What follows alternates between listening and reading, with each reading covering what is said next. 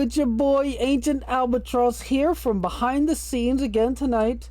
But we have the CU crew as usual. We have Spiggs 18 or Anthony. We have Alphadean or Dean.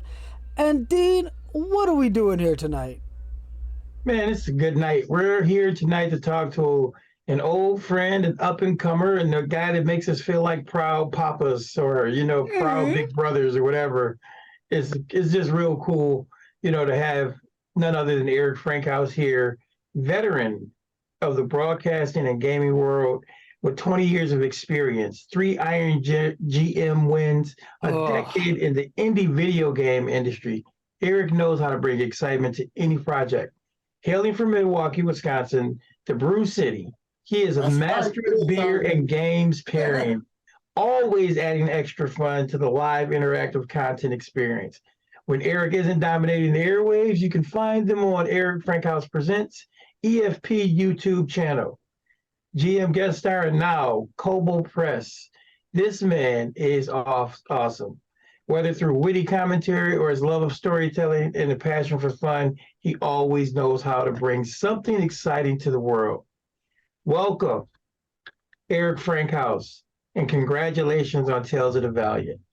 Thank you. My God, man, I feel like I've known you guys for a decade. It has been so long that we have been hanging out ever since that original Gen Con. It's kind of wild. Yeah. We've done a long journey together, boys. And I'm talking to you too in the background, Al. Yeah, but before I even we even get into the Tales of the Valiant, and we're gonna pick your brain on that. I just want to say, my disclaimer: Erik's my freaking road dog. Like, everybody knows I freaking love Erik. Whether he was working for Kobold Press or not, that is my road dog. So, quick disclaimer, I'm going to always have Erik's back. Oh, thank you. Same. You know that. And Erik already knows the first time me and him met, it was like, you're not that big. So, how are you guys doing? You doing well? Doing well. Yeah, I got a cold. I feel like you all have been sick nonstop. Yeah, I think I'm not sure if it's a cold or not, or if it's I got allergies, but I've never had allergies before. But my nose has been freaking stuffy for like 2 days now. Short story: my girl never had them either, and she got them, and now she understands my life of suffering. But that's not what we're here for. We're not about allergies. It's Tales of the Valiant, and dude, you guys are freaking killing it. It's what you got 28 days left. You still got 660. You've already raised 665,000. You got almost 5,400 backers. Right. So before we even get into that, for those that don't know who Erik Frankhouse is, tell our viewers which I don't understand why, you've been on the show like a million times, but tell our viewers who may not know who you are a little bit about yourself and your experience in tabletop gaming. Well, Dean summarized it pretty well. He made me sound like I was walking in for boxing, which is basically my forte. I did that for a long time. I'm an artist. I grew up as a hyper creative, and I traveled as a bodyguard for a long time. And then tabletop is where I settled after realizing I didn't want to be a vagabond in video games. So I started streaming hardcore, like everybody else when COVID started. And I grew up in broadcasting with a mother who was in broadcasting. Newsrooms. I sat in newsrooms a lot, or if it was newsrooms, radio. So this was one of those things where I was like, I feel like I can continue storytelling even though I'm not at a table. I started streaming, and one thing led to another. I was at Norse Foundry for a while. Awesome people over there. I did 2-year stint there, doing 2 nights a week. And my goal was I wanted to make streaming as interactive as possible for a tabletop RPG. There's a lot of tabletop RPGs where you're just watching people play around the table, and that's awesome. There's nothing wrong with that. We all do it. But I wanted to make it to where people are rolling dice, playing cards, making things happen. And with Streamloots and some other companies, I got to do that. Last summer, Kobold Press contacted me to be in something. And then something happened with the GM, and they asked me if I'd pick up and run. I was like, yeah, let's go. And I ran, and one thing led to another, and January rolled around, and here I am. Awesome. It's been crazy. This Kickstarter has been wild. And let me, for all the people who've never done a Kickstarter before, any level, like you do 10,000 for making dice, you do 100,000 for making pans. I'm talking about Kickstarters I've been a part of. That launch day, your entire crew gets in a call and sits around like your baby is being born. Mm-hmm. And you sit there and go, is this going to go well? And everyone is on all hands on deck. And this was insanity. Absolute insanity. It's my first Kickstarter with Kobold Press, and I couldn't be more proud of the team. It is a small group of kobolds in the Warren. There are only 13 people. Everyone thinks we're a giant 13. Fun, though. Your guys funded in what, like an hour? Less than. Yeah, it was like 30 minutes, dude. It was crazy. It was nuts. It was one of our fastest funds. And it was our highest numbers first day, which is so cool because we've been building an audience for a long time. Kobold Press has been around for 17 years. Wolfgang, even longer than that. That guy is a G in the industry. He's in the Monty Cook timeline. Like he's in that timeline for all the people who are here. They worked together for ages. And him and I were on a panel in Gen Con, I think 13 years ago. First time I'd ever met him. And he remembered, which is wild. But he meets tons of people. There's no reason to remember me. But yeah, it's nuts, man. This Kickstarter is nuts. And I don't really know what to say other than let's go through some questions. I will give you all the information I can within my focus of not breaking contract. That's cool, man. I mean, first of all, you're right. That's proud of you. But before we get in all of that, I mean, we really want to dive into this Tales of the Valiant. Yo, Dean, but hold on a second. Before you ask a question, when you introduce yourself, you forgot two important things. One, you're one of the greatest GMs I personally played with. You're in my top Thank you. 2 or 3 for sure. You're a fucking master when it comes to GMing. And you know every freaking, I've never seen a beer that you didn't know. In all the years I've known you, I tried to stump you with a beer, and you're like, oh yeah, I had that. Or I know it, yeah. It's a passion. You totally forgot. I just wanted to throw those in there.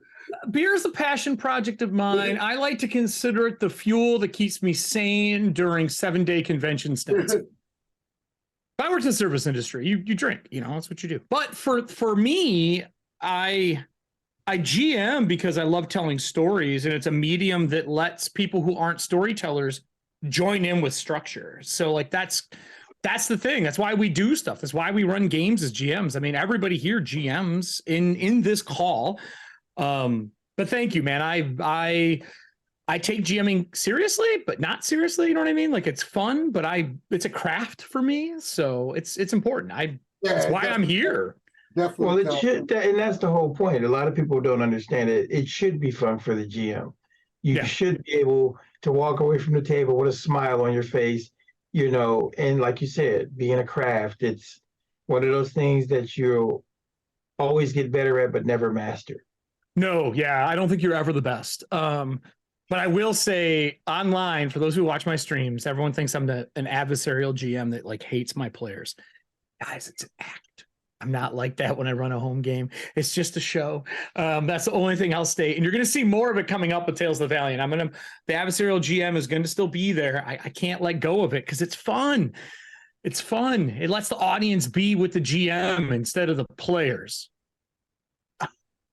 Well, you've run us a couple of times, and it's always been... So what do you guys got for me? What do we want to start this off with? How do we want to kick it off? What I was going to ask you before we jumped into all the Tales of the Valiant, but it is still Tales of the Valiant. This project was originally called Project Black Flag. Was. Why the name change? You want the short version?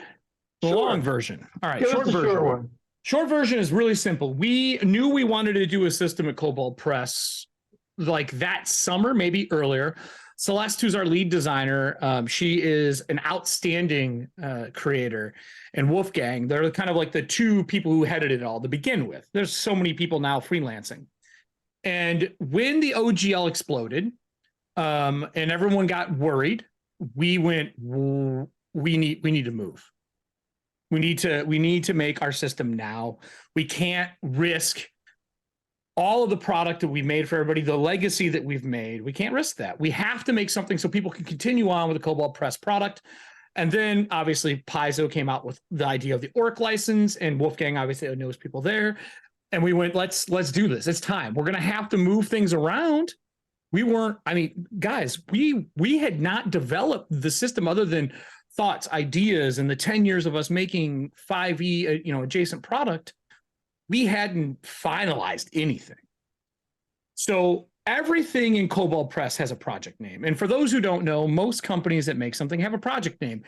Because just like you usually don't name your child until you see it, you may have ideas, but that may change. Projects are very similar. And we know we need people to rally behind us. We know we want this to be, army's not the right word, but we want people to rally behind the flag. And I'm like, well, let's just do this whole like rebel, black flag thing. But it's a project name. It's not a final name. If we name this project Black Flag, it literally says project in the title. Yeah. That doesn't work. That is what it was originally. And the man-at-arms that's on the cover of Tales of the Valiant preview, that was a piece of fan art. We just had a flag originally. Wolfgang recorded a message and came out and it was like, we're doing this. And we just had a flag behind him and his blue sunglasses, and that was it. And it was a still image and just verbiage, right? And this artist made this, and we were like, yo, can we use it? The artist is, hold on, my team gave this to me.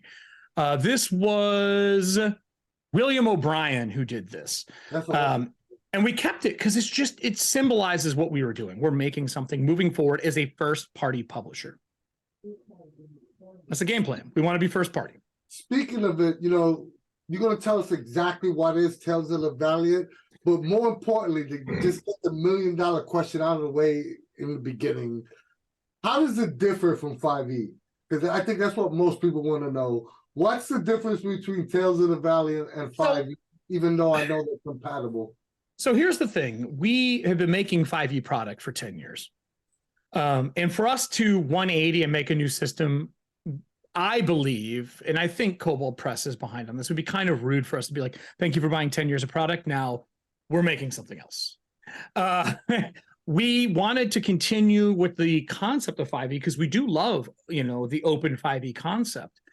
But we have made so many books and so many sets of rules that we could add into it. And really, it was time for 5e to grow up. Like it needed stuff added to it. And to be honest, between the design team, the editorial, we learned from indie development a lot. Like what is cool, what can be published. Indie has taught, I personally believe, indie has taught the AAA first-party publishers more than they want to admit.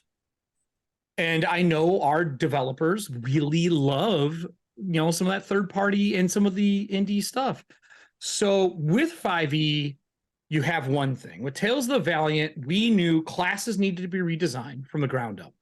There was so many humps where things were just boring and weren't good. Your choices weren't relevant after it's been played for 10 years. You find all the flaws in something. It's like a 10-year relationship. You know what's wrong after 10 years of being with somebody, right? So we wanted to fix those things. So classes are redone. Races are no longer races. You have way more options in them. We knew that the idea of failing a roll was not enjoyable. Nobody wants to fail a roll and have nothing happen. And the D20 is a fickle mistress. Like it's a 1 to 20 ratio. It's not normal. So the team developed the idea of luck. I know some people don't like that word. Call it whatever you want. Maybe it won't be that when we finalize. Maybe we will agree with you. But the idea of a failure gives you a point is no different than Cypher getting experience for taking a GM intrusion. We want that ability for you to feel good about failing. Still be like, oh, you're right, I failed, but I have 3 now, and I'm going to cash those in and get an advantage. And then on the GM side of things, we're known for monsters, and we've been doing it.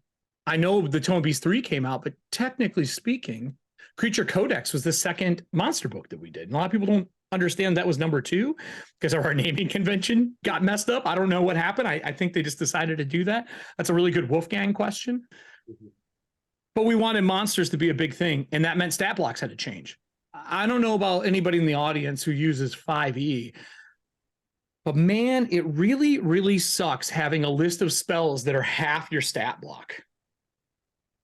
So we cut it, and we've decided to give powers and abilities and less of that, like you have 1 through 5 level spells. And that's what we do well. We do monsters really well. Everyone who plays 5e owns a Tome of Beast of some form or fashion. Yeah. You have them too? No, I said I hardly played 5e at all, and I own all the Tomb of Beast books. Yeah. The art's good. The stats block's good. We've changed the stat block. We've slimmed them down. We made them cleaner. In this preview version, we've added stealth as a passive score, which I love. I've been using passive stealth for ages. So all of those have changed. And that's just the preview. There's only 4 classes in the preview. And we've changed all 5 levels. And we've redone the verbiage. And we've listened to people. It's the first time we've done an open playtest of this style. The only people who are known for doing open playtests like this are Pathfinder, Paizo. They kind of cornered that market when they did PF1 beta. I know Dean and I have talked about owning PF1 betas. I got 2 books, one unopened, sitting in my closet. I got an alpha and a beta. We've never seen that done until that time, besides the video game industry. And then the video game industry ran with that concept with Project Greenlight and stuff. And we knew we wanted our fans involved because we have a really dedicated fan base. And a lot of people want to have their voice heard in the new Web 2.0 culture and just what's going on. So we had to organize it. So that's how that came. So you want something different? What I would tell you is Tales of the Valiant runs parallel to 5e. Converting any 5e book you have to Tales of the Valiant when this comes out in the long haul isn't going to be hard. If you are a GM who's been doing it for a little while and you want to transfer your 5e game over to Tales of the Valiant, it's not going to be hard. I personally have taken my personal campaign setting through 5 systems. If I can do that, you can definitely transfer a 5e to Tales of the Valiant. You mentioned, Eric, you mentioned the preview. How would someone get a hold of that if they didn't know? So can I, do I have access to dropping stuff in chat? Am I allowed to put links? So talesofthevaliant.com has got everything you need if you're not on the Kickstarter already. But Tales of the Valiant will give you everything. If you scroll down the Tales of the Valiant page, I just dropped it in chat for everybody. You can find everything there. And I do mean everything. At the bottom of that page, you're going to see all the things that you can get a hold of, how you can use it. Packet 1, Packet 2, Packet 3, for those who want to know what those are. Packet 1 was your heritage, lineage, and backgrounds. Packet 2 was 2 classes along with some spells. Packet 3 was monsters. There are more monsters in Packet 3 than there are in the final preview. And then the preview packet, or the Tales of the Valiant preview, which came out with Kickstarter, that kind of has everything put together, plus Cleric and Rogue up to level 5.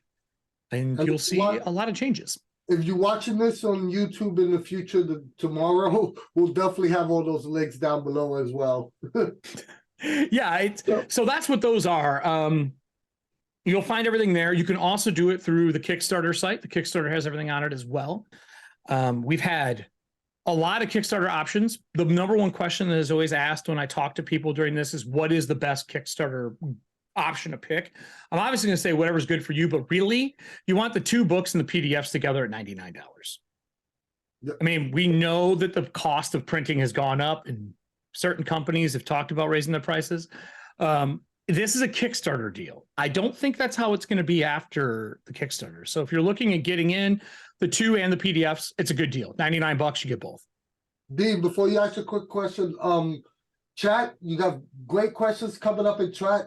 If you have a question for Erik about Kobold Press or anything for Erik, just preface it with the word question so Al can put it on a document and we'll ask it at the end of this interview. You can ask me personal questions too. I answer stuff. Yeah. I'm pretty open book. This group knows that.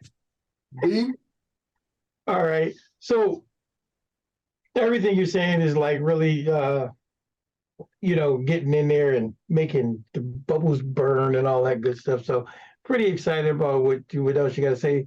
That being said, Kobold Press has this great selection of products already on the market, from monster books, game master guides, player options, and a boatload of published adventures. Mm-hmm. You guys have also won a few indies as well. Why is it right now the right time to come out with this rule set? Well, so what are we going to do? We're going to sit around and keep publishing things under a license that may disappear in the way that we currently publish under it? Can't do that.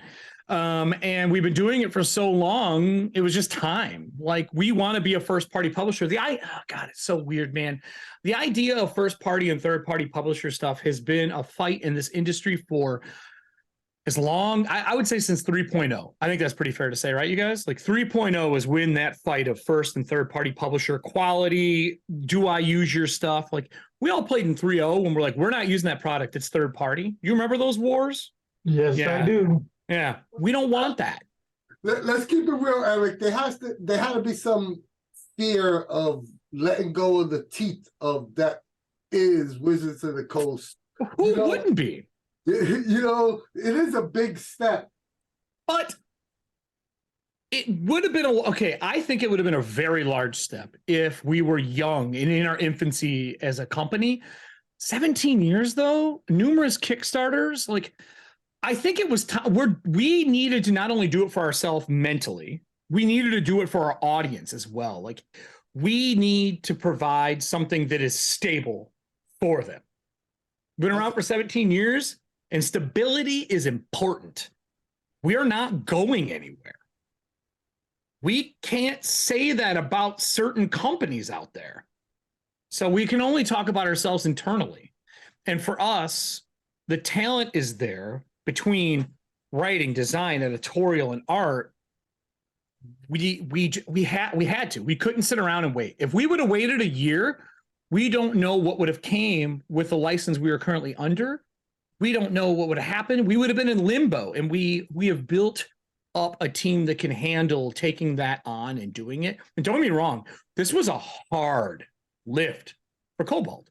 We don't have a lot of people. So we really had to reach out and grab people, and it was sweat equity. I mean, our people are working, like, no joke, long hours. Like, it's insane. I was so surprised behind closed doors how many hours, and I'm talking from top down, people are working.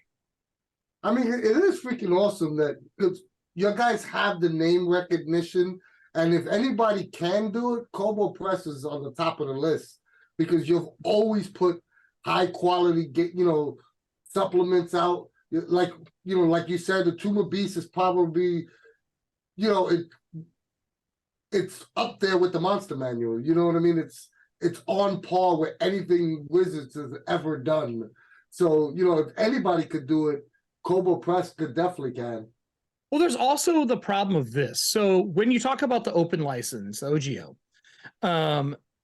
your monster descriptions, spell descriptions, and certain other things you can't technically use. You can't use, there's no descriptional text. Like, when you look up a bugbear, you can't use that. If you look in the preview guide that we put out, we even put it in blue italics to show, we wanted to show here's our writing that we're doing.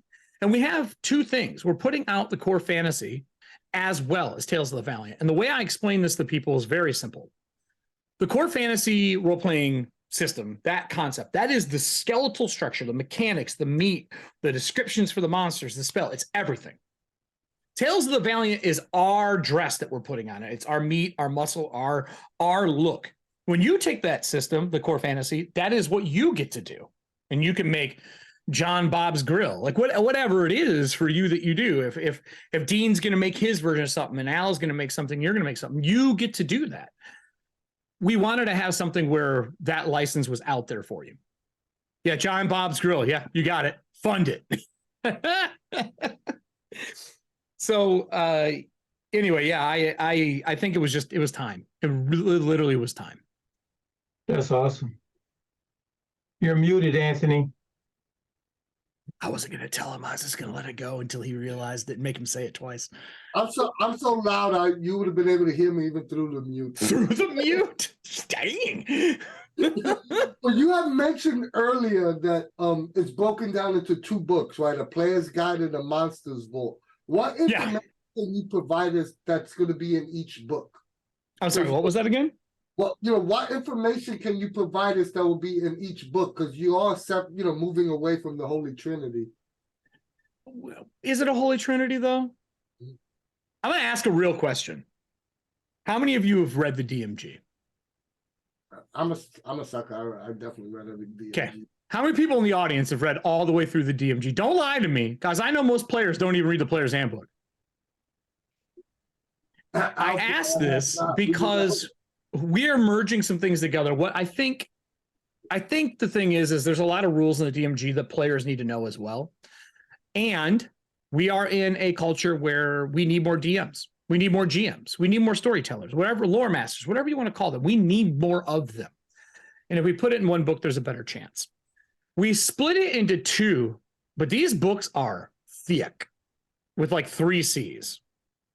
They're big books. This preview is 64 pages. Just think about that for a minute. 64 pages, not the full monster manual. No, not the bestiary, not the tome, not all the classes, not all your talents. So we're putting together something that's going to be larger. 2 books made the most sense because we don't want players to have to flip through monsters. That doesn't make sense. So we switched them in between. But why are we not doing 3?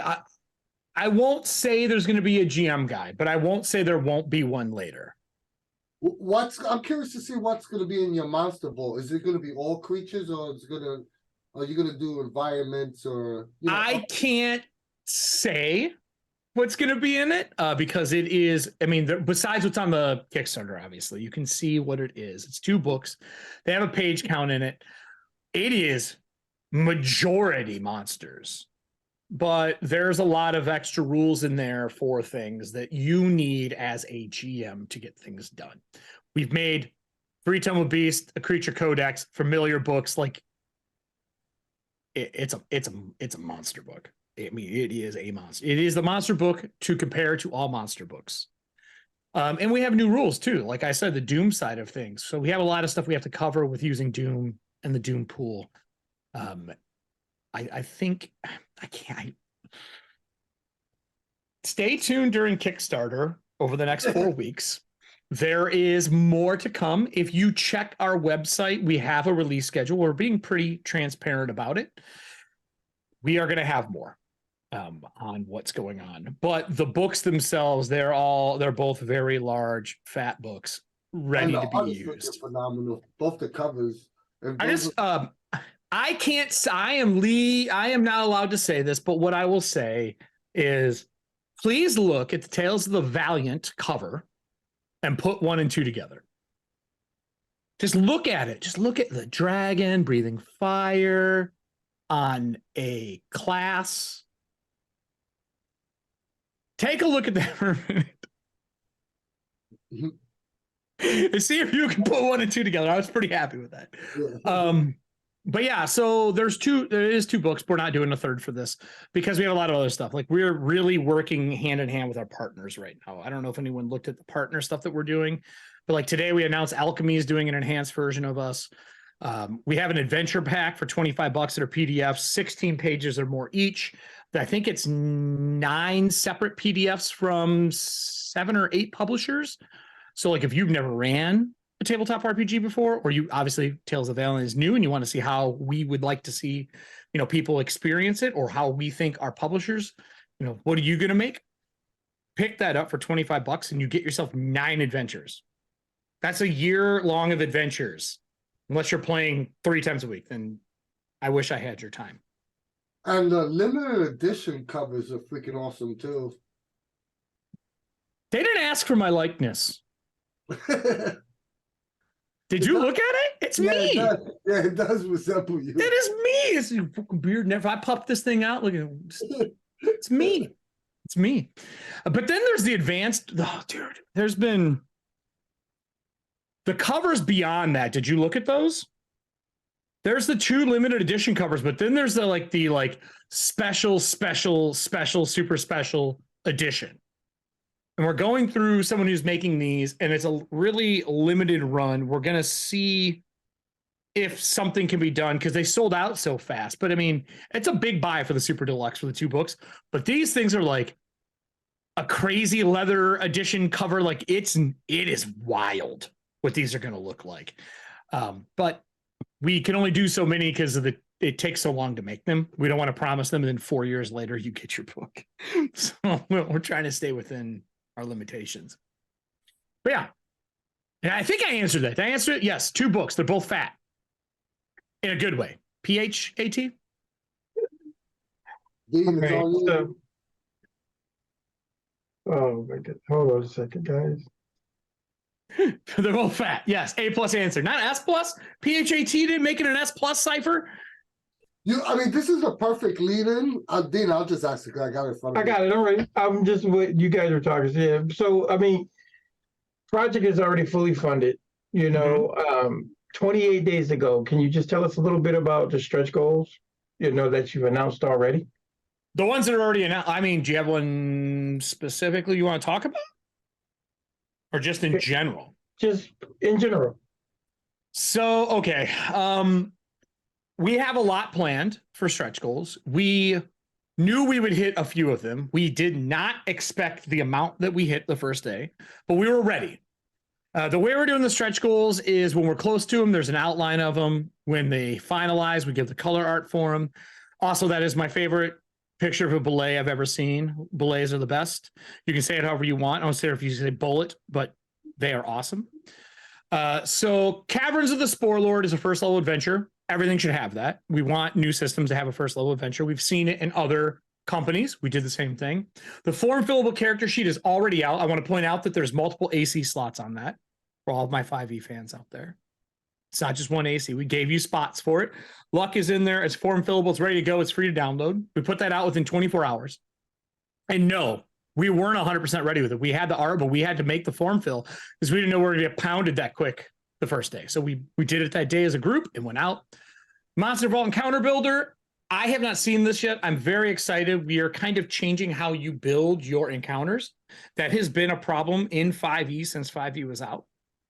Like, I don't know if any of you have tried to use the encounter builder and build it around CR. Thanks. No. The AMA, we did it. We got it. It's this Friday. If you are interested in joining it, join the Kobold Press Discord. We're doing the Discord. It's Wolfgang Bauer, Celeste, and Sebastian. All 3 of them are there for the AMA. That's this Friday. You can find links on Twitter.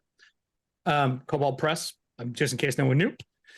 How to Speak Draconic. We already put an 8-second video out for it. Did either one of you see it? No, I have not. I definitely want to check it out, though. Dude, we have a linguist making Draconic for us. That's so awesome. Did you learn to speak Cleon? Are you a Trek head? I speak Klingon. Excellent. We're doing that for Draconic. Yeah. I don't know what you're saying, but good for you. But we are doing that for Draconic, which is awesome. I can't believe you know Cleon. Why not? I should not be surprised. I should not. Out of all the languages. What a kobold speak, buddy. Excuse me? What a kobold speak. I think they speak Draconic. That's why. That's why we did Draconic. I was looking at. I know you knew. I was looking at him. No, I'm like. That's why I asked the question. Yeah, they speak Draconic. No, we did it for that reason. It's just funny. And someone, I don't remember who it was. Someone posted. I wish I knew their name. I'm sorry, I don't.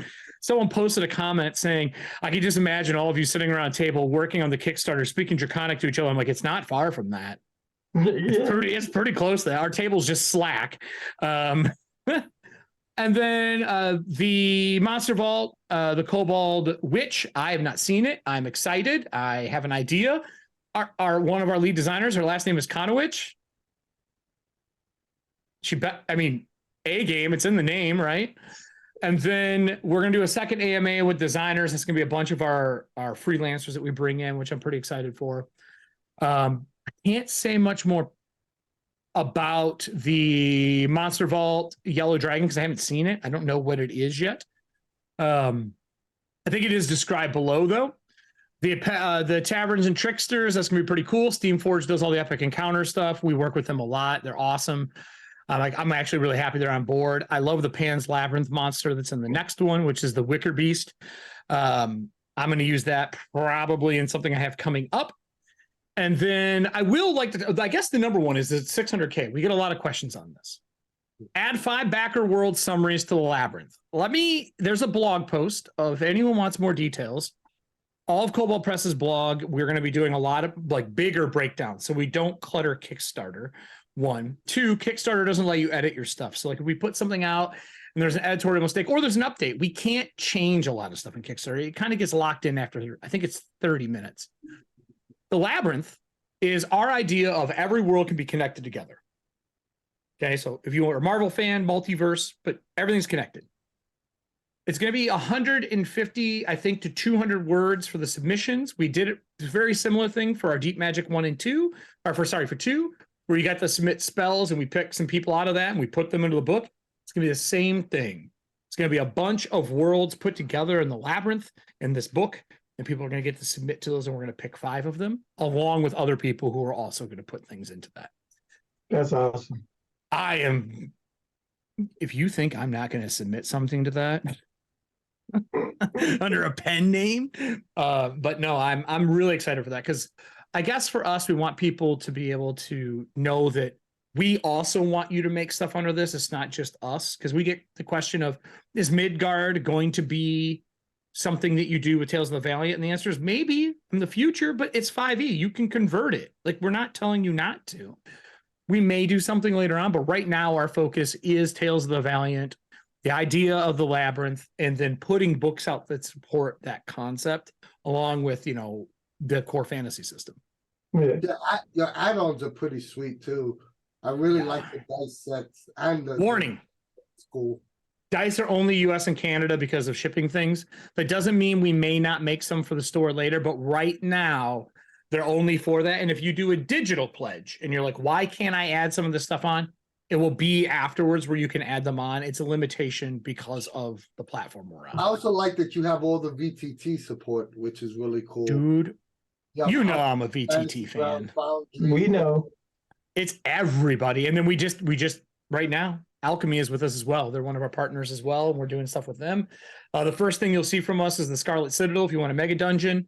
And then Tales of the Valiant's getting the enhanced version where it's like the UI and everything. And I have been using Alchemy in the background testing it. I test all of them. Foundry has got a really good community support. Alchemy is getting more of like the trade dress style and the way that they do stuff. Roll20 has been with us forever, along with Fantasy Grounds. So I'm pumped on that. I love VTTs, man. Look, I don't have to clean up after I'm done playing a game. Yeah, that's awesome. That is my thing. Like, I don't have to clean my house. I can just thanks for playing. Bye. So, the whole project is under a Creative Commons license, and it's fully compatible with 5e, like we spoke about earlier. Parallel. Is what license also being used, and will anyone be able to create products using Tales of the Valiant in the future? Using the core fantasy system, you will. Tales of the Valiant is our baby. So for people who are in here that are Cypher fans, it is the difference between the Cypher license and trying to make something for like Numenera or something along those lines. Tales of the Valiant is our Numenera. It's our baby with our dress. And then the core fantasy system is for you to take and make whatever makes you happy.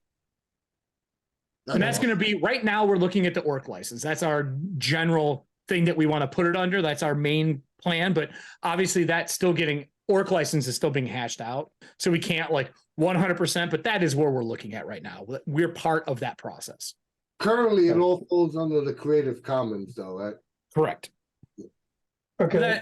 I think Orc license is going to kind of envelop that. That's kind of the game plan. We're on like draft, what knows how many now that we've been looking for that. So that's pretty cool that you said that. So, and you kind of hit on it already, but, gonna just ask it out. Is Tales of the Valiant gonna have its own, so it's gonna be its own setting, kind of like Midgard, or is it's it our own just generic? It's our own version of the core fantasy system. It's our IP, is how I would say it. Tales of the Valiant. The Valiant is our IP. We're putting out the Labyrinth book first for settings. Will not confirm nor deny that there's a setting somewhere. I have not seen it, but I know that our designers are eventually going to want to make something. Midgard is pretty sweet though. It is, but like, let's take Tolus, for example. How long was it until you saw Tolus get reprinted? I mean, I got it here. Like you all know, me and Dean have talked. I like me some Tolus. I'm a fan. But I don't think you're going to see Midgard get redone right now. It's not in our current avenue because we just have so much other stuff we have to do. Well, I mean, the way I look at it is this. I mean, if there's going to be a system and you're saying Tales of the Valiant is your baby, then, I mean, my thought process that it would be some sort of cosm or existence that's tied directly to it for it to be, thought the labyrinth is the binding glue is what I would say for okay. Because it's the multiverse kind of feel, like how everything's connected. We've made a lot of product. And what I've told everybody on Kobold chats when I do that on Wednesdays is if you've seen something in one of our products, like our Book of Blades, which is like all of our martial classes getting some love, you're probably going to see us take stuff that we've already made that we love and ingest that into TOV. Okay. But I can't say we're making a setting. It's not in the Kickstarter, and I don't know what it would be. But we will at some point. Like, come on, guys. We all know Wolfgang's going to have to do it. He's going to want to. Sorry, Wolfgang. I love you. You're putting the pressure on. Now they have to come out with a setting. It'll happen. It'll happen eventually. 3 Kickstarters a year. That's what we currently do. We got to do something with the other ones, right? Yeah. I was really surprised at how well this jump. I mean, not surprised, but we didn't know. I'm excited about how much traction your guys has hit in the early beginnings, and I think that your guys might hit 1 million, which is going to be freaking awesome. If that happens, I want to go to Hawaii and take a 2-week vacation. I just want to be somewhere and chill and drink Mai Tais on a beach. No, I think that we just watched Alchemy crush it as a VTT, and we loved them. And we've seen Koboa was another partner. They did their South American one. Super cool. Tales of the Valiant compliant, like they're doing that. And then we watched our first one go through. The Vineyard made it at the last. They made their stretch goal. Super gothic, great way to make your villains. So we've seen Support, like the first ring out, which is like our partners, like they're having success making something under us, which was uplifting for us. 1 million. I don't even know. Well, you guys got to understand, though. I think the biggest thing to take heart in and know is that, and what I'm saying is true, Eric. I mean, before you even started working for them, they've always put out some great kick-ass product, and it's like product you can count on. Yeah. Yes. So and you're right. Innovations, the whole nine. So yeah. I think we're a stable company that produces amazing product with amazing art with people who I mean, pardon my French, but we give a damn. Like we care. We do love what we do. I'm excited to see the launch. For me, my vision, I would love to see this come out and us to fill the Sagamore Ballroom and have organized play and like everybody playing a game and having a good time. Because at the end of the day, what makes me the happiest as a creator is seeing people enjoying what you made. Exactly. Agreed. Packet 1, Packet 2, people were harsh on us. And we were just giving them glimpses, and we used the wrong verbiage. Like we should have said glimpse instead of packet or preview. Because verbiage matters. But we did it because we were wanting to get something out immediately, saying, no, we are working. But then once we got the preview out, a lot of people were like, okay, we see your goal. We see what's coming to fruition. Yeah, I mean, not gonna lie. I looked at the first 2 packets and was like, yeah, I'm okay with this. Yeah, but that's like some people love the early adoption mentality of looking at packets. Other people are like, I want to see it when it's playable. I think the character sheet for me as a designer and a creator, when I see a character sheet, I know that company has got they know what they're doing now. Because they can put the finalized version of building something into, a 2 to 3 page thing. I know they're in. That's always been my kind of gestation of they're ready. And we did it. And it's out. I mean, it's nuts. Coming together. Have you guys opened the preview packet? Yeah. Yeah. Okay. Can I just say our cleric has a scythe? Just saying. She has a moon barrette and a scythe. Every cleric should have a scythe. Yeah, no. So what else you got? I know you guys had it. You said you got a bunch of stuff to ask me, so I'm sorry. I'm blowing airtime. Since you started working for Kobold Press, kind of recently, only a few months January, now. Yep. What have you learned from this whole Kickstarter process and launching a new game in general that you could share with our audience? From which end? Like if they were going to do it themselves, or just from a like a larger company? Yeah, just period. Your experience. If you could, like detail. I've worked a lot of Kickstarters in many different fields, not just tabletop. Usually behind the scenes. There's been a few where I'm not behind the scenes, but I'm usually doing project management or art direction. There is so much work that goes into making a Kickstarter. I don't think people understand. Like the page layout, the way it looks, the way you digest information from top to bottom, unification of making sure your brand is identified for whatever it is you're selling. Maybe not your company brand, but the identity of what you're putting out there. So for us, it was Tales of the Valiant. From picking your color codes to making your media kit that goes out, to making your press kit, to making your streamer kit, which is what we're doing right now. We're making a full streamer kit with overlays that you get for free to make your own streams. Fully free. And we're doing them at 3 levels. Like that thought goes into it. And then we took on the feedback aspect of it, which is a whole other group of people who have to handle reading feedback because it's emotional.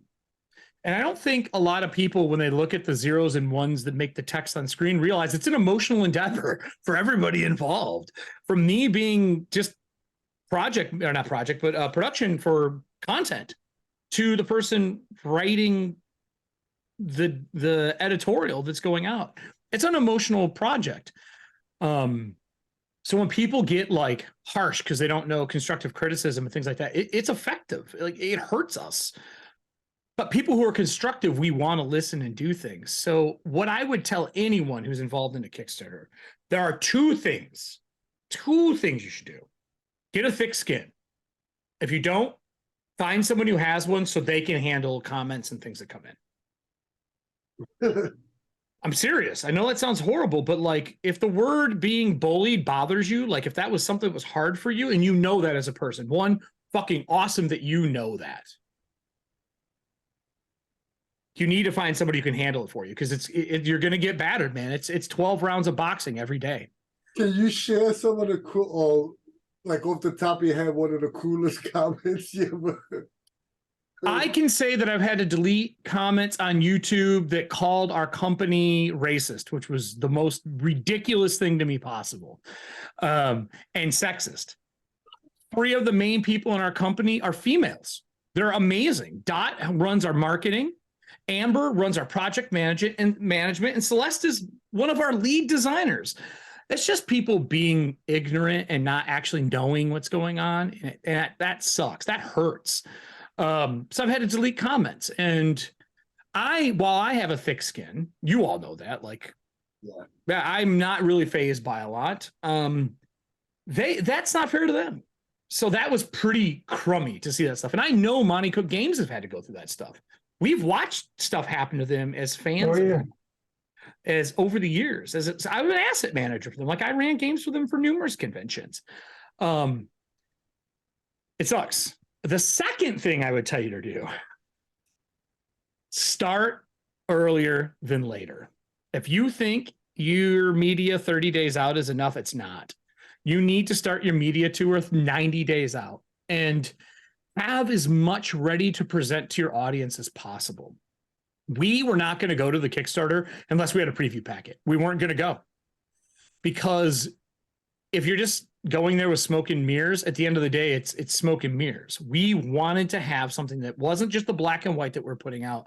There was a fully laid out, edited, ready, Kobold level stuff. And those packets we put out to begin with isn't normally what Kobold Press does, but we wanted to give something out because that's what the fans asked for. This is a preview packet. It is trade dressed in the whole 9 yards. Have that ready. Nice. If you don't, push your Kickstarter. For God's sake, don't go live. Don't do it to yourself because you're going to get walloped. Can't do that. Those are 2 things I'd say. Thick skin or someone who does, have as much prepared and have your media tour start 90 days out every time. Nice. What's the biggest difference between the classes? I mean, it's fighter. Oh, you mean like between 5e and what we're doing?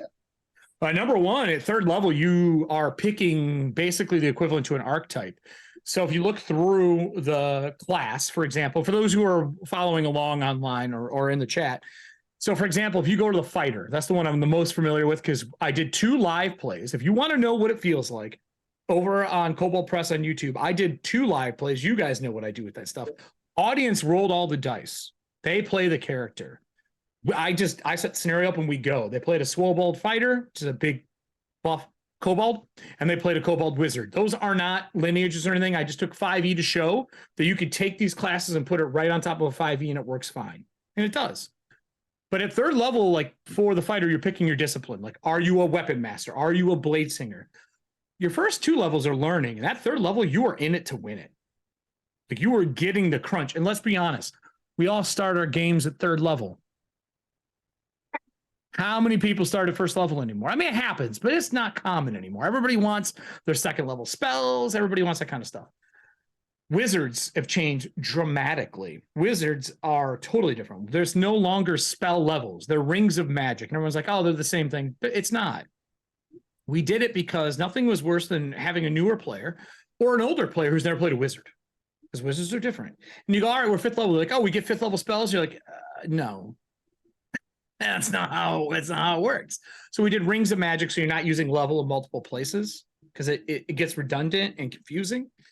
And you just get detect magic now, X amount of times a day. You don't have to memorize that crap anymore. Because why would a wizard have to memorize detect magic? Like, why wouldn't you just get it as part of your class abilities? And overall, all of the classes are a little more powerful. So even though you're using the word class, you can say these are more your guys are building archetypes into a fighting environment. Free and out. So like for fighter, it's discipline. If you scroll down and you go to rogue, you'll see at 3rd level, you're picking your roguish specialty. I love it. I love rogues. Rogues and wizards are my jam. The rogue, especially enforcer, you are a bruiser assassin type. And I mean like you ambush somebody, their night's done. You are walloping that dude and taking his stuff. It is next level. So those are different. And the wizard overall is different. The cantrip adept for those who are 5e, follow me for just a second. Cantrip adept, you can pick cantrips from any of the circles. So you can take Eldritch Blast. You see where I'm going with this? You're a wizard that can Eldritch Blast. That's awesome. And then you can spend an ability to bump action cantrips into a bonus action. So I could Eldritch Blast you and enlarge my partner. So now you feel like a wizard that can do stuff. The battle mage, when they cast spells, once they start casting, they get a shield to protect them as long as they are casting spells. So they're that candle that burns out, but man, while they are going, you are unstoppable. So we just wanted to add flavor, some oomph. Like we felt like the classes were just a little drab. And if you look through them, they're not drab anymore. A fighter gets an action where they go, you're right, I did go, I did attack, I did do my thing. I'm going to spend this action, also get another move, and go again. It's like haste out of the gate. See, stuff like that, stuff like that is very nice because what it basically means is that you've expanded the ideology of what we would get in a typical fantasy world. You and I talked about this stuff on how many occasions. So it's like, yeah, that's awesome, man. So I'm going to ask you this last question, and then we're going to get into the audience question. All right, sweet. All right, so tell us about, is there anything else out there that you want to tell the audience, that they may have missed, that we can look forward to, to further the Kobold Press, in the Kobold Press future? So in the Kickstarter, I can tell you we have some streams coming up. There's something that I'm going to be doing coming up with some pretty cool. I'm putting the cast together right now. I'm excited to showcase what it is. Gen Con is this Gen Con, not next year's. Once the book is out, this Gen Con is going to be big. We have a lot of events. If you are looking to sign up for stuff, look now. Like, I know that our talks, almost all of them are sold out. We have VIP play. I'm running a couple tables for the VIP play stuff. I don't know if there's any spots left. We have a ton of GMs coming out to run stuff for us. This is big. Like, we're not just going, thanks for the Kickstarter, see you next fall. No, we are like still running, like gate out. There are still packets coming out during the playtest and after. I can tell you that this is the preview copy. It's 63 pages. Be ready for something larger. So I can't say what. Look forward to and excited for. Yeah, like, we're not done. We went, you wanted a preview that was at the quality that we make. Here you go. You asked, we responded. And then if there are not changes that you submitted, guys, it's the preview. Everyone, look at me. We are going to keep editing this. It's not done. So as you submit survey responses to the preview, and it was something from the last one, we know you're doubling down. Like, you really didn't want that. And the other thing I would tell you to look out for is we're going first party. We are our own publishing. You're going to see a lot of partners with us that are making amazing stuff. We just announced did you guys see the new GM screen that just came out? Yeah. The leather one with all the magnetic stuff? Yeah. They announced that they're doing Tales of the Valiant version of that for stuff. So the hardest part about gaming is finding people to play with. I think that's pretty fair, right? Everyone played 5e because it was the largest pool to swim in. Everyone could have space. Tales of the Valiant, our goal is to make it so that you don't have to hunt. So much so, Midgard was a separate Discord. We brought it over, and we're starting our Valiant Adventures as well. We just put a publishing up for it today. So if you're worried about backing it and it's sitting on your shelf, I can tell you that there's going to be support for places to play from organized play on down. And I think for me, that's important. You mentioned Gen Con. Are you going to also be running playtests and other conventions besides Gen Con? I know Gen Con's our next big one. We have people at some ones in between, but that's our first big one. We will also be at PAX Unplugged as well. I personally know that I'll be at some other conventions doing some panels. I'll be at Game World. You know, that's in my backyard. But we don't have a booth at that convention, but we may have organized play there. That's still up in the air. I can't confirm that, but I know we'll be at PAX, and there's a chance we'll be at Origins, but I don't know at what capacity. Our big one is Gen Con. That's going to be our big one.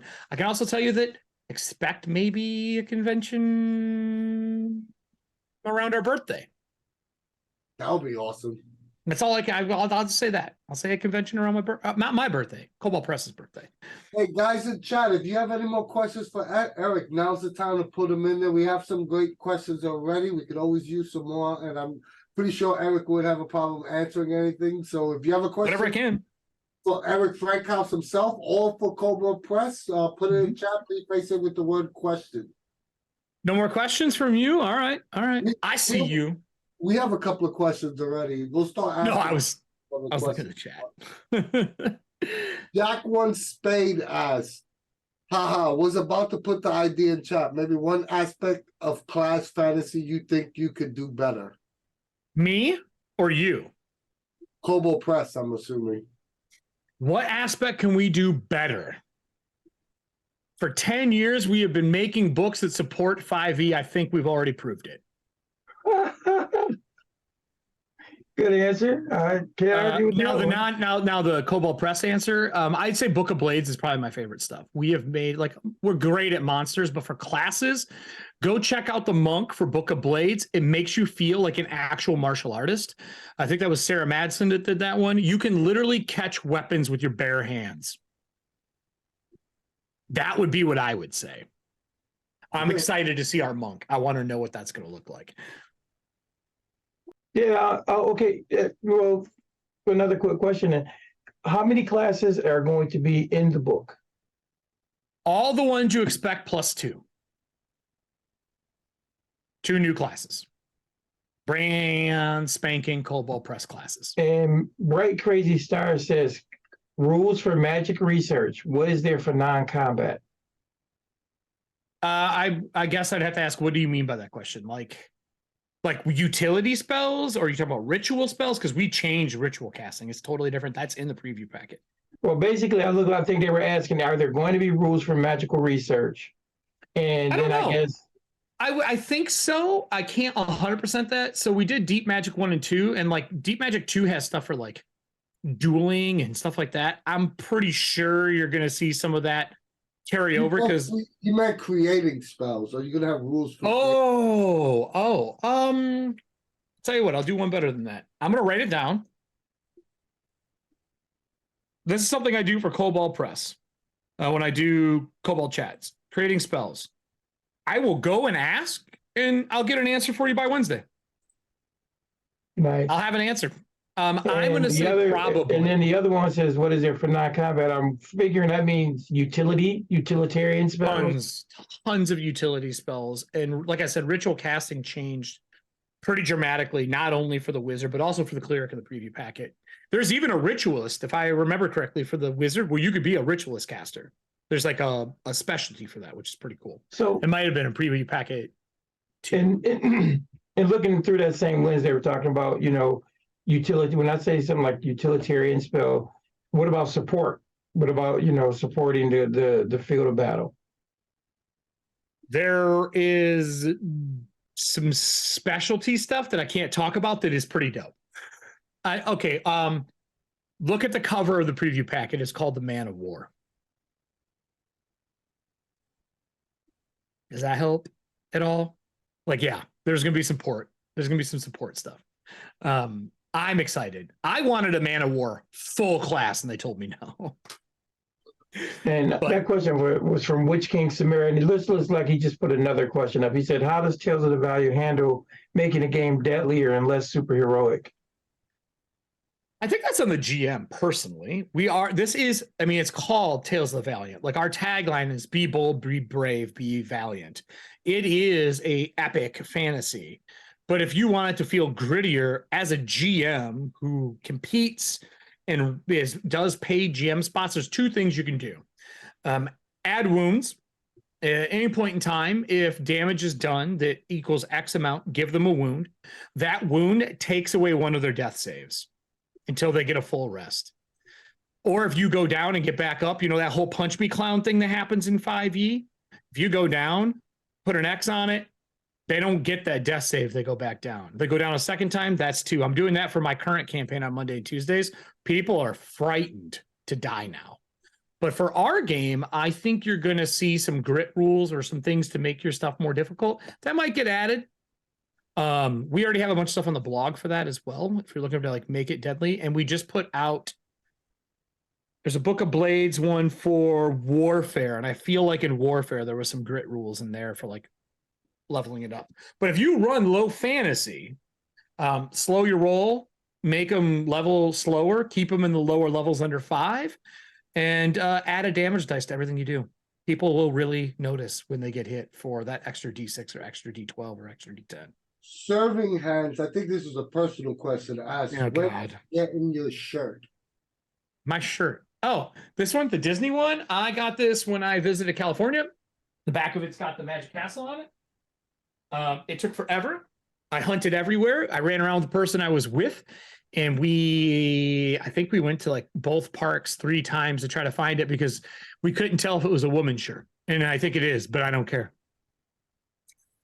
She wrote, they wrote, not that shirt, you dork. So what shirt then? Oh, no shirt. This is the only shirt I'm wearing, boys and girls. But they wrote your shirt. So when are you getting your shirt? I don't know. Oh, my Kobold shirt. I see. Probably Gen Con. I can tell you that I'm designing some custom ones for myself along with a Kobold hat. For those who don't know me, I own a lot of hats. Yes. A lot of hats. What else you got for me? Let's go. Rapid fire. There's a couple other questions here that we missed in our notes. I'm trying to scroll back up to find them. I mean, I have time. I'm not in a rush. If you're in a rush, that's fine. That's good for you guys. I'll follow your lead. but I am good. Oh, here's a question. Jason C, a good friend of the channel. Question: making it deadly. It's not so much about making it Call of Cthulhu, but you're talking about adding all these new powerful abilities for PC. What is there to keep the games even at that level? Thank you. Thank you for rephrasing it. Doom. It's literally in the name. So the Doom pool is something that the GM gets to play with. It is a series of points that are either awarded through maybe the adventure you're in, through the monster you're using may start with a Doom pool, through rolls that are made. If they get crit, maybe that monster gets them. But those Doom pools have some really cool abilities they can do. The Bugbear, for example, can spend a Doom pool point and do extra damage. You can also take a Doom pool and force disadvantage on the players, so that like if they think they're really good, but you're like, yeah, take this disadvantage. Also, I know that when I ran it, I did things like being able to shape your abilities. So like if it's normally a line, you can spend a Doom pool to make it an AoE to change up what's going on. The players don't expect it. With the belay, I use a Doom pool to make traps underneath them, like dig tunnels and make holes, so that when I was fighting them and I hit them, they would fall in a hole, and it was literally whack-a-mole.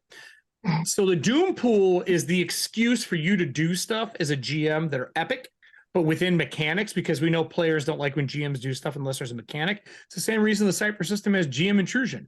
And so you can go, I'm doing X. And the players go, well, I guess it's experience. I got to take it. Or I can tell you no. Same thing. We wanted the Doom pool to give some ability to the GM to have access to things that are different than the normal stat block. And it works. It's a riot. Oh, that's awesome. I like it. I know a couple other games that use a Doom pool similar. Yeah, the Marvel system had kind of the escalation system when that came out. Not the new one, the old one. one. An escalation system in one of the versions. Cortex Prime literally uses a Doom pool. But it's a mechanic you can build on too. It's a great subsystem. Call it the Doom pool. The Doom pool. It's the Doom pool. I'm like stepping in dog crap. So now the next question. We have another question. It says, does Tales of the Valiant work for genres that take place in science, fantasy, sword and sorcery, Sandal, planet, historical, blah, blah, blah? So Tales of the Valiant, again, is the labyrinth. It can work for everything, but it is fantasy. It is a high fantasy setting. That's not to say that people aren't going to use it to create their science fiction set pieces. If you look at some of the stretch goals, I think, if I remember correctly, could be wrong, I think one of the adventures that come in that $25 pack, I think it's sci-fi. I think. I'm scrolling right now. Give me a second here. I think it's a sci-fi one. It's in the, if you look at the updates for today, we talked about it today, the Labyrinth, how can you contribute? And it has, is it that one? Anyway, I think there's a sci-fi one. It's in, yeah, here we go. I think it is not Magic Siphon, but can't remember the name of it. Asura, I think is the name of it offhand, but I think one of them is a little sci-fi or like magic tech. But look, we've seen people make sci-fi out of 5e for ages. If you take the core fantasy system and make yourself something sci-fi, do it up. We are not doing that with Tales of the Valiant. It is a high fantasy setting. I think that's all the questions from chat. Eric, thank you so much. I apologize for having a cold because I've been sneezing throughout this entire. I thought you were just crying over my beard being. That too, because I miss hanging out with you. I haven't seen you. I can't wait till the next time we get to chill. But Gen Con. So much. No, I'm going to see you at Gen Con. You're going to see him at Game Hole. I'm not going to be able to make Game Hole this year. Sad. I guess I can talk about you without the other one there. It'll be fun. It's all right. We'll talk about him when I see you at Gen Con. No other, you guys have nothing else? Anything else I can say for you all? Any questions from Cypher Unlimited? Al in the background, buddy, you got anything for me? When are you Quiet going mouse. us on the live stream of Tales from the Valiant? You know, we could always. I can. You could always run us in a game. Yeah. I can say that there is something coming up, and we will talk about it. I can't say publicly what it is. but there will be some things coming up either on Kobold chats or on my own stuff, because I know I'm going to run at least one Tales of the Valiant thing on my channel at some point here. It's hours in the day. It comes. You're muted. Our chat is asking for a cipher conversion guide of Tales from the Wouldn't that be better for Cypher to do than for us to do? Oh yeah, that's true. Or Hey, someone so I else- think y'all should have a conversation with Monty. I know that people have asked us 2 questions I can answer up front right now. No, we are not making anything for Pathfinder 1 or 2. We're doing our own thing. No, we're not going to make more 5e stuff. We will still be supporting. Like, we just put something out for Midgard. We're still making some Midgard stuff under OGL. I don't think we're making anything under any other system because we're so focused on our 2. And then there was something else that someone asked. The dice thing, only US and Canada. I'm looking at notes over here. But Tales of the Valley is so easily convertible to 5e that it isn't that much of a stretch to say that if your products can, like, you could use your rule set to say to run a 5e adventure. Like, Yes. Yeah, so like I already did it. Like I already took a 5e adventure made by a third-party publisher and I converted it on the fly. Now, I'm not saying all GMs can do that. You may have to do some prep on your end, but for me, I just looked up the monsters that we already had available, swapped them out, ran what I needed. The biggest changes are the classes in your races, or in ours, lineage, in your heritage stuff. But we did cut stuff. That is something I should talk about. There's no inspiration in this game. It's gone. Oh. We replaced it with luck. There's no bonds, ideals, and flaws. It's gone.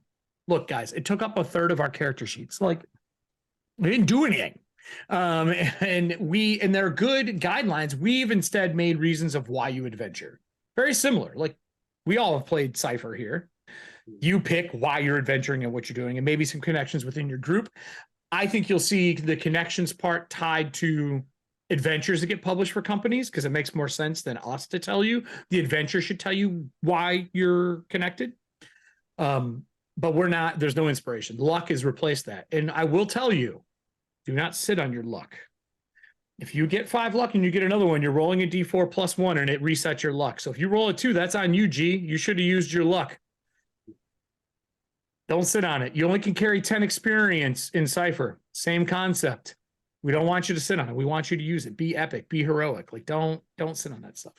everything I've read so far, everything you've told me, everything I've seen, this looks like it's going to be a streamlined version of 5e that's going to be a little more cinematic and a little faster paced. I think you're still going to get all of the miniature square-based combat that you want, but it's also, look, it was time to dust off the books on the shelf and update. But that's what he's doing. I think that's what Anthony is saying. And I don't think streamline's a weird word, because a lot of people think streamline means you're cutting rules, and we're not. We're not cutting things. We are polishing them to like a mere finish, instead of like saying we're getting rid of D20 and going to THACO, which we're making it so it's cleaner and funner. I don't know. Streamline's a weird word to me, because streamline means there's no room for making anything your own. Yeah, You know? I see that too, but I mean, okay, to polish it all sounds great. I mean, I'm excited. The thing I'm saying is, where I was saying the cinematic ideology is, if you think about if we were sitting down when we used to play our games, and that's how you were imagining it, but it was grid based.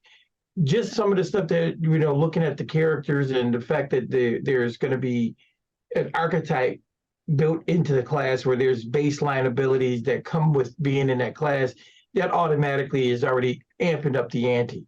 Because like you said, you don't have to cast detect magic. So you as the GM can be like, as you walk into the room, you feel this radiance, and it's very familiar because it's a magic that you've encountered before, blah, blah, blah. You want to use your ability for the day. You know what I mean? Instead of like, did you memorize that today? That's the worst feeling as a GM when you set up a big magical thing and you go, hey, did you memorize detect magic? They're like, oh, no, I don't carry detect magic. You're like, you're a wizard.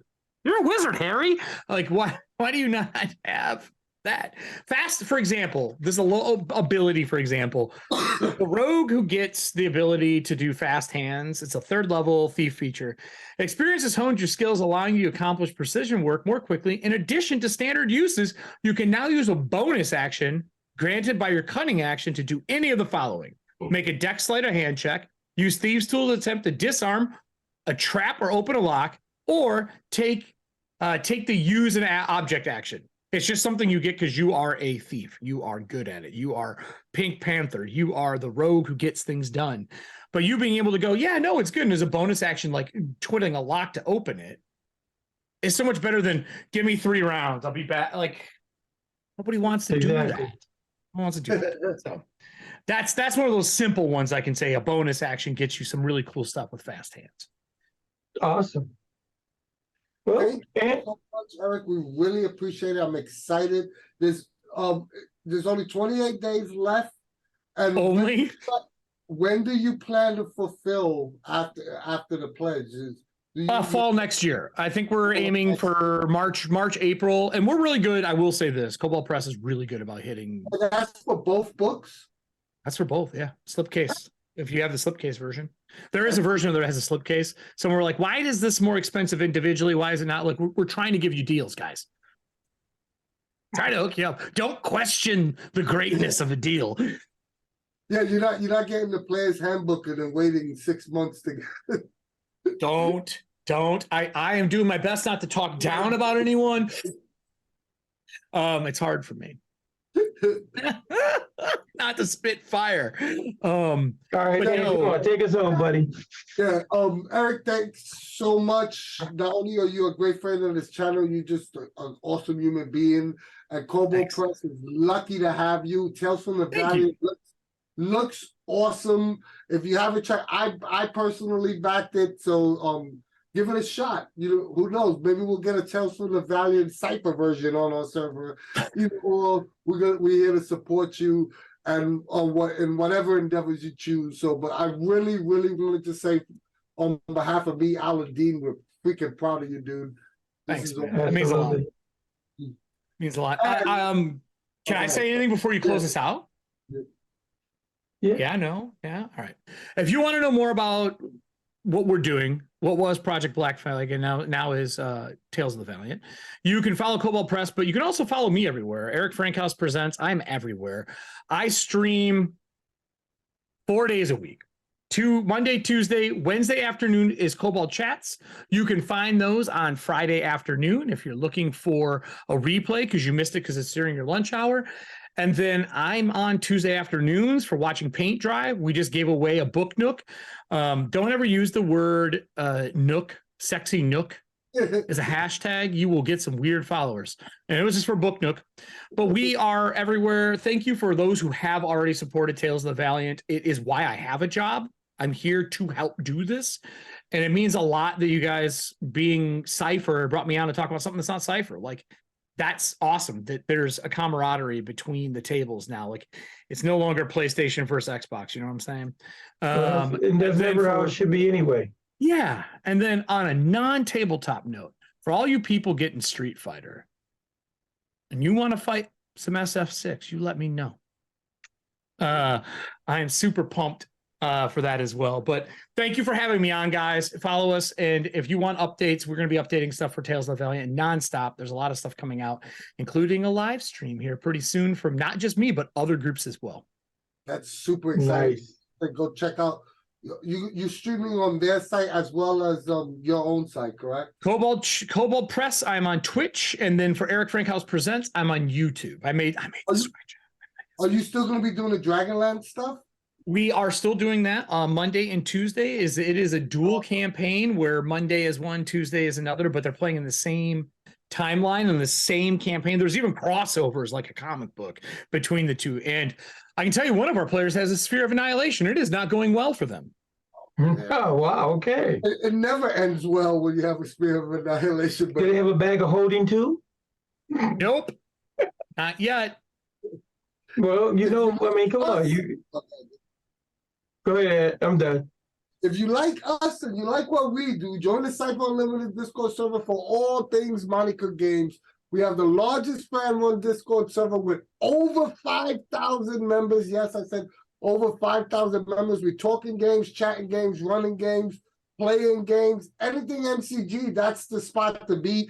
If Discord's not for you, join our Facebook group that has over 1,000 members. It's not as big as our Discord, but it's still great conversations being had there as well. Our videos are always free, but if you want to help us out a little bit financially, give us a donation on Ko-fi. Be greatly appreciated.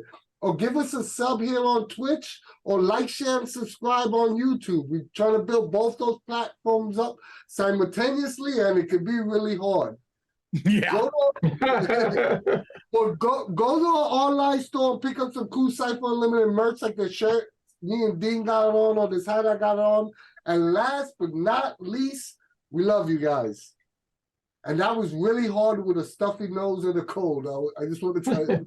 I was waiting for him to blow his nose and restart. I was really waiting for it. And at the end of the day, guys, Anthony has said it all. We do love you guys. So from us at the CU, we will see you all later. Thanks, everybody.